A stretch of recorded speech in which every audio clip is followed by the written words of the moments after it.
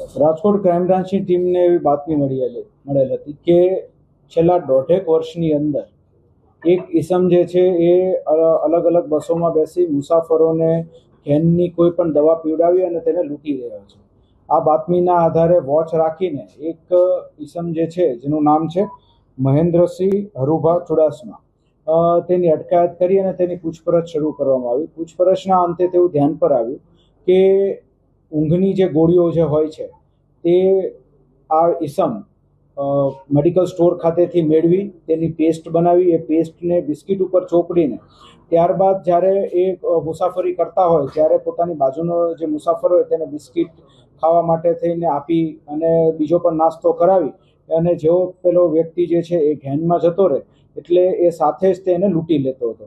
આ સમગ્ર બનાવની અંદર અત્યાર સુધીમાં એવું ધ્યાન પર આવ્યું છે કે 15 જેવી એણે ચોરીઓ કરી છે, આ પ્રમાણે લૂંટ કરી છે અને 6 જેટલા ગુના દાખલ થયેલા છે, જે 6 ગુના રાજકોટ સિટીની અંદર, ભુજ, રાજકોટ ગ્રામ્યમાં અને સુરતની અંદર સરથાણા પોલીસ સ્ટેશનમાં ગુના દાખલ થયેલા છે. તમામ જે નાગરિકો છે તેમની અમારી ખાસ વિનંતી છે કે આપ સૌ લોકો આ બાબતે વિશેષ તકેદારી રાખો. અજાણ્યો વ્યક્તિ જ્યારે આ પ્રમાણે કંઈ ખાવાની વસ્તુ આપે તો એ ન ખાવી જોઈએ, એ જે આપણો નિયમ છે તેનું પાલન કરો.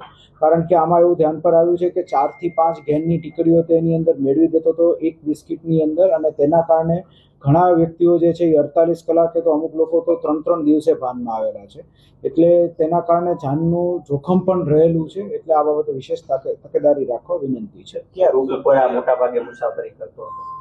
એના 2 મુખ્ય રૂટ હતા, જેની અંદર રાજકોટ સુરત અને બીજો રૂટ હતો તેનો અમદાવાદ અને સુરતની વચ્ચેની બસીસમાં. એ રાત્રિના સમયે જે સ્લીપર કોચ હોય તેમાં તે વધારે મુસાફરી કરતો હતો, કે જેની અંદર ઘણીવાર પેલા પાર્ટનર્સ જે 2 સોફા હોય છે જેમાં 2 લોકો સૂઈ શકે, તો તેમાં જે પોતાની સાથેનો મુસાફર હોય તેને ચાય, પાણી, નાસ્તો અને બિસ્કિટ ખવડાવી ઘેનમાં લાવી અને પછી લૂંટી લેતા. મૂળ જે છે એ ડાકોરની અંદર એની મેડિકલ સ્ટોરની અને જ્વેલરીની એની દુકાન છે, કપડાની, જ્વેલરીની. પ્રિસ્ક્રિપ્શન કોઈ એમની પાસે હતું કે પછી વગર પ્રિસ્ક્રિપ્શને તે દવા ઘેનની દવા મેળવતો?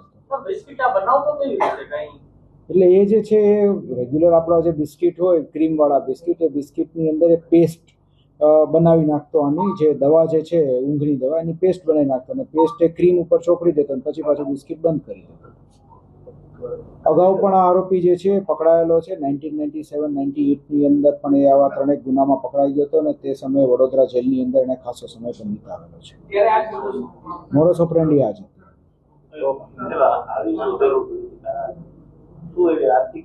પૈસા કમાવા માટે થઈને લોભ લાલચમાં આવી, કોઈ તંગી કરતા મુખ્ય મુદ્દો જે છે એ લોભ લાલચનો હતો. બાકી એની પોતાની દુકાન પણ સારી ચાલે છે.